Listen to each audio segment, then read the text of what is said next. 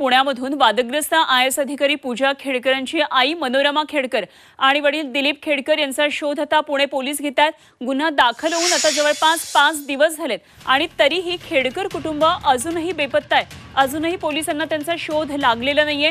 बंगल्यातल्या उभ्या असलेल्या गाड्या आता बदलल्या गेलेल्या आहेत।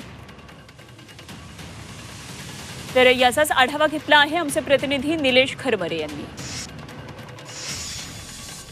मनोरमा खेडकर आणि दिलीप खेडकर यांच्या शोधासाठी पुणे ग्रामीण पोलिसांचे 3 पथकार रवाना झालेले आहेत। मुंबई, पाथर्डी आणि पुण्यातील फार्म हाऊसवर त्यांचा शोध या ठिकाणी सुरू आहे। मात्र कुठेही त्यांचा ठाव ठिकाणा लागत नाही। एवढंच नाही तर त्यांचं जे बानेरमधलं जे घर आहे या ठिकाणी कुलूप बदलण्यात आलेलं आहे। कालपर्यंत हे कुलूप या ठिकाणी नव्हतं, मात्र या ठिकाणी आज कुलूप बदललेलं आहे। तर एवढंच नाही तर बंगल्याच्या आतमध्ये असलेल्या ज्या गाड्या आहेत त्यासुद्धा बदलल्या गेल्याचं या ठिकाणी निदर्शन येतं। कारण कालपर्यंत आतमध्ये 5 गाड्या होत्या, आत्ता फक्त 2च गाड्या आहेत। 7 जणांवर गुन्हा दाखल झालेला आहे। त्यांचा शोध या ठिकाणी सुरू आहे, मात्र कुठेही त्यांचा ठाव ठिकाणा लागत नाही आहे। या संपूर्ण दरम्यान पोलीस महासंचालकांनीही संपूर्ण अहवाल मागितलेला आहे। एवढंच नाही तर PMO कार्यालयानेही अहवाल मागितलेला आहे आणि हा संपूर्ण अहवाल आता PMO कार्यालय आणि पोलीस महासंचालकांना देण्यात येणार आहे। मात्र आजही खेडकर कुटुंब आहे ते पोलिसांच्या हाती लागलेलं नाही आहे।